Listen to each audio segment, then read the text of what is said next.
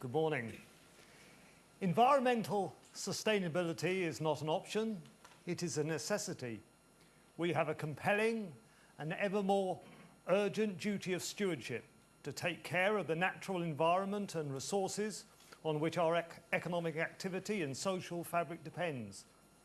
So the new synthesis we need is that of economic growth, social justice and environmental care, advancing best when they all advance together. Good morning, and thank you for coming this morning. I'd like to join the chairman, Tom, by welcoming you on behalf of the UK government to this symposium. I had the opportunity and privilege of addressing the Kyoto conference back in April, which, as many people have already said, was a splendid first opportunity to explore this topic. The words I just used were not mine, by the way, of course. They were of our Prime Minister, Gordon Brown, uttered in April 2006. But I think they sum up some of the task we have ahead of us. Following Donna Young on a podium like this is always very difficult. And clearly BT have set some of the vision that we should all be having regard to. And the first thing I want to stress, and I will be giving you some very boring statistics because I am a civil servant, but the one thing that came out of all this, and the one thing that backs up and comes out of the statistics that I will use, is that it's not about technology, it's not about process, it's about culture, it's about people, it's about our very existence. It's something that we have to do. The Stern Review on the Economics of Climate Change, commissioned by our government and published in October 2006, and which Donna referred to, said there was still time to avoid the worst impacts of climate change if we act now and act internationally. It said that governments, business and individuals all need to work together to respond to the challenge. Acting to reduce emissions could cost around 1% of world GDP. Yes, there is a cost. But not acting could cost at least 5% and under certain conditions up to 20% of world's GDP. So what's the problem? It's a no-brainer, as some people would say. Surely we must act. Where is the issue in this? The UK, like many of the governments represented here, has a legally binding commitment under the Kyoto Protocol to reduce emissions. We're required to reduce emissions on a certain basket of 6 greenhouse gases by 12% below our base levels for the period in 1990. The government also has a domestic goal of moving towards a reduction in the emissions of carbon dioxide by 20% below the 1990 level by 2010. And in the 2003 Energy White Paper, the government published in 2003, we've adopted a longer-term goal of putting the UK on a path to reduce CO2 emissions by some 60% by 2050. In the Climate Change Bill published in March 2007, we've created a new legal obligation for the UK achieving, through domestic and international action, a reduction of some 30% by 2020.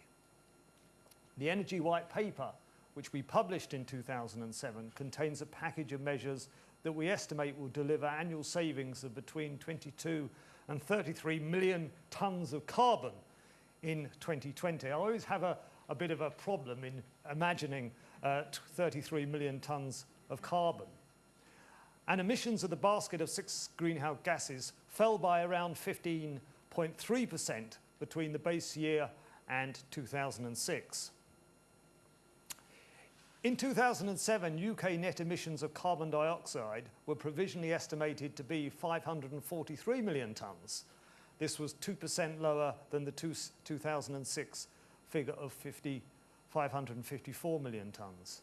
But clearly this is not sufficient. So are these figures important, and what do they tell us? Well, the government itself was also committed to do something on its own behalf, not just publishing figures for the country as a whole, but also committing itself in terms of its renewable commitments, and like BT, setting targets for itself. For example, that departments should be sourcing at least 10% of electricity from renewables, and that departments are to source at least 15% of electricity from combined heat and power by 2010.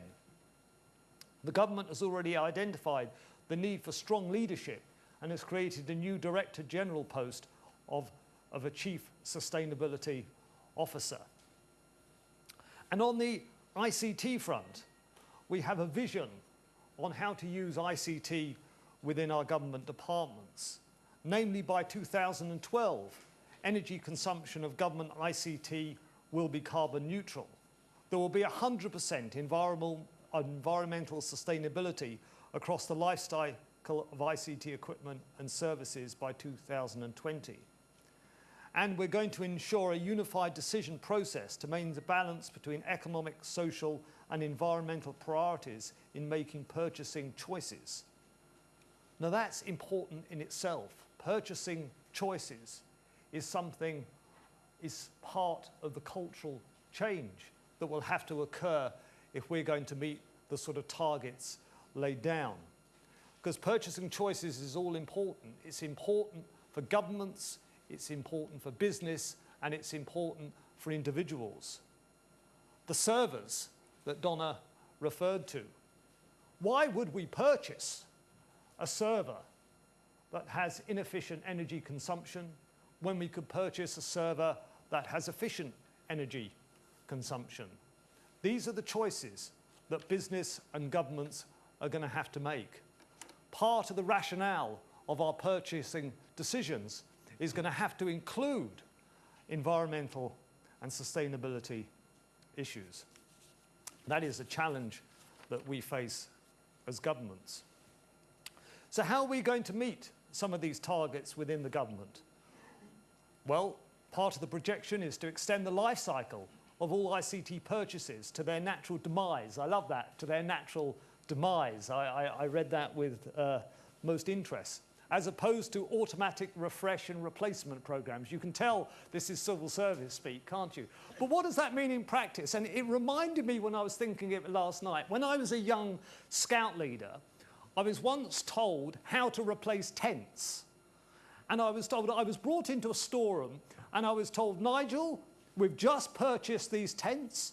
They cost a lot of money. You can use these tents for 5 years. After 5 years, we will have written them off in the accounts and you could get rid of these tents and use more tents. And I thought to myself as a young 18-year-old or what I was, well, you know, I don't quite understand this. I'm a bit dim anyway. But I said, but what if we don't use the tents within those 5 years? What happens if we only use them 4 times a year as opposed to 10 times a year? Don't worry, young Nigel, the older scout leader said.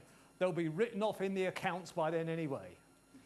So surely this is one of the problems that we face, and this is one of the challenges of this statement, that we've got to look anew at some of the things we do as businesses if we're going to meet some of these goals. Because the ICT sector, we can all quote the sort of targets that we've been quoting about how to reduce our own emissions. We can all look at the 2% that we use as an ICT sector, but we all know in our hearts that that 2% is going to grow over time as we bring the underdeveloped world onto the internet. And therefore, part of the cultural challenge we face is to do more ourselves. We have to reduce the overall number of devices used by organisations to reach as close to a 1-to-1 ratio as possible. Another brilliant piece of civil service speak. What does that mean? It means, and he goes in to reach for his BlackBerry, but it's in his briefcase, but it means that do we need all these devices? How many devices do some of us have? You know, we have a computer at home on our desks. We have another computer when we get into the office. We have a BlackBerry. We have something else. Do we need these multitude of devices? Isn't this a challenge we face as well? Reducing the number of printers. How many printers do we need? Well, certainly in the Department of Business, we're very good at that. Usually we have about 4 printers, but only one works at any one time. So I think we really do meet our target on that.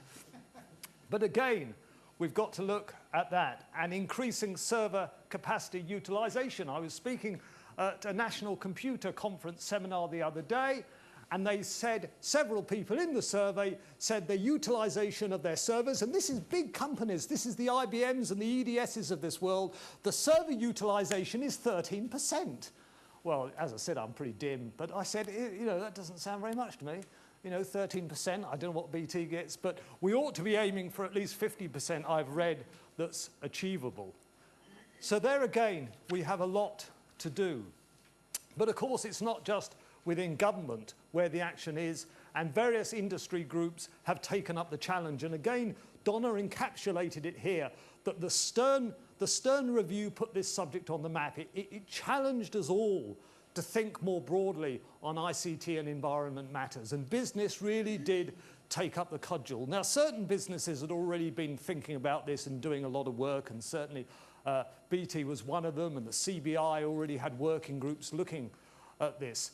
But the Stern Review really helped kick off the process for many others. And I just want to go over briefly 2 such initiatives. The Information Age Partnership, which some of you might have heard of, is very important to us. It's a partnership between government and the ICT sector, which looks at a whole range of issues. And one issue they're looking at now is ICT in the environment. And in a few weeks' time, they're going to publish a report called Driving the Virtuous Circle, how ICT can enable the carbon-effective organisation. This report is going to be published at the Low Carbon Summit, where a number of ministers, including our own Secretary of State on the 26th of June, will outline how we all need to move forward together if we're to realise the dream of a low-carbon economy. Another trade association, Intellect, which is the main trade association in the UK representing ICT companies, produced a report in February called HighTech LowCarbon. Now, I know everyone can produce reports, but this report, I think, won critical acclaim because not only because it was an honest assessment of the own ICT sector, but because it also looked at how ICT itself could help horizontally to reduce carbon emissions, a subject which I'll come on to in a second. Because the two must go hand in hand. We must be honest in the ICT sector of recognising, as Donna recognised, the actual energy we consume. But on the other hand, it's not a defensive honesty. It's something we need to be able to say how ICTs can help in other areas.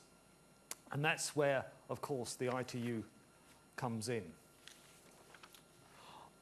Work going forward from the Intellect report, having produced this report, they're now looking at ways of codifying and measuring both emissions from the ICT sector and also how to look at how one can have metrics in measuring the effect of ICT more horizontally in other areas. So specifically, they're looking at measurements from the emissions from manufacturing, emissions related to transport and distribution of products, emissions relating to ICT service provision, and emissions relating to the use of ICT products by final customers.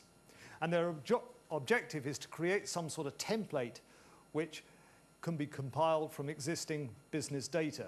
And I think this work is very important. And as government, we often see various associations, various groups doing work, and we often as civil servants say to ourselves, wouldn't it be nice if these groups got together and cooperated? It's like years ago in the ICT sector, we had far too many trade associations. Now, civil servants actually love lots of trade associations because you have one trade association coming to you to say one thing, and then you have another trade association coming to you to say another, and then another business group comes to you and say another. And it's great, you can play them off. You can say to your minister, well, you know, they said that, they said that, they said that, and we said that, so we must be right. So, but if you have one trade association, if you have one set of ideas, if you have one collaborative vision, then it makes a lot of difference. And I think one of the challenges for the ICT associations moving forward, whether at a national, European or global level, is going to be able to come up with metrics that have this wider recognition in terms of measuring carbon emissions. Because we can all stand up and say we've saved 20% or we've saved 30% or we've saved 35%, but the credibility is going to be missing unless there's some system that we can put those numbers in.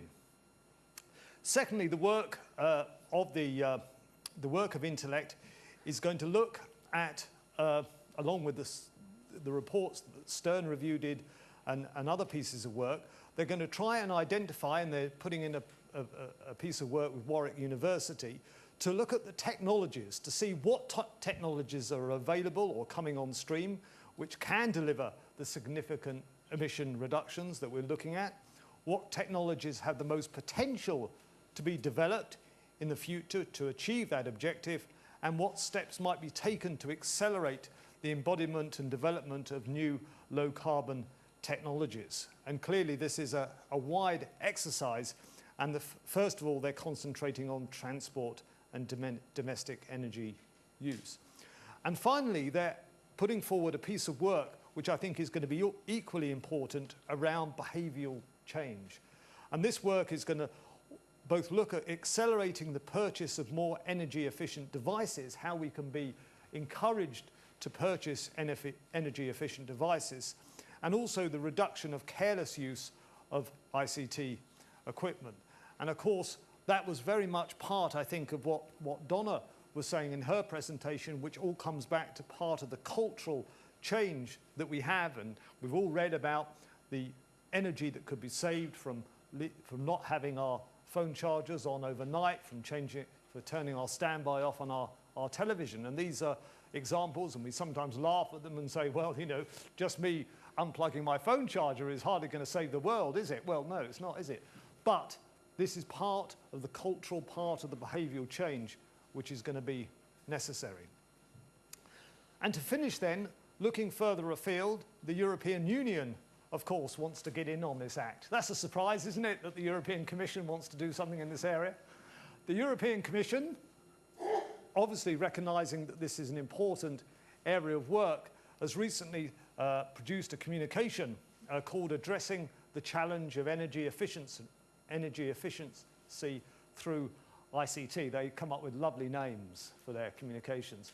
But the important thing about this communication is that it again echoes some of the work that the ITU and other bodies are looking at, both recognising the potential for ICT, both in terms of reducing its own carbon emissions through being more efficient, through using energy more efficiently, but also how ICT can be used to use energy more efficiently on a more horizontal level. And some of that work we're certainly going to contribute to. But of course, the European Union only has a small percentage of coverage in terms of the citizens and the consumers of this world. And if we're really going to make a difference on this debate, then of course it has to be global. And as we heard from the Secretary General of the ITU in the quotes earlier this morning, and as we heard from Tim earlier, the ITU is committed to taking this work forward. And I think from our perspective, this work has to be in a number of specific areas. First of all, as I said, I think they have to look at the type of metrics, or we have to look at the type of metrics, the type of measurement, the type of standards that can involve, that we can all have confidence in. So when we're talking about our own emissions, our own measurement of our own emissions and our own saving of those emissions through various initiatives, we can have confidence in the use of those figures. Certainly to set out a framework where we can understand the real potential of ICT to reduce emissions elsewhere. To put into some context the relative advantages of the some of the initiatives that Donna was talking about, the smart metering, the conferencing, the use of broadband, etc., etc. So we as an organizer, or the ITU as an organisation, and we as governments can understand where the real potential lies.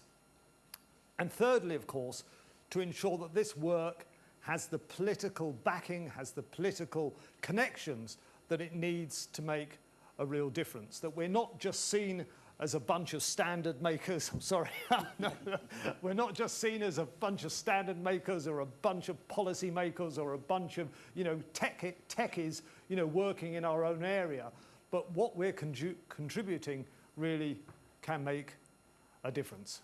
And with that, I'd like to thank the ITU again. Thank you.